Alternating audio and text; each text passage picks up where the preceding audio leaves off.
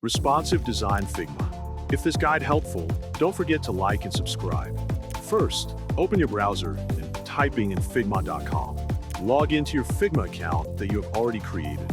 After logging in, you'll be directed to the Figma homepage. On the homepage, navigate to the project you want to turn into a responsive design. Begin by adjusting your design to fit across all different breakpoints, such as desktop, tablet, and mobile views. To make your design adaptable when resized, use the Auto Layout feature, which allows elements to respond automatically to changes in size and layout. Once your design fits the different breakpoints, go to the toolbar menu and find the action option. Click on it and switch to the Plugins and Widgets section. In the search bar, type breakpoints and run the plugin. This plugin helps you manage how your design reacts at different screen widths. Create a new adaptive layout by setting the desired breakpoints. Then, assign each frame to the corresponding breakpoint group.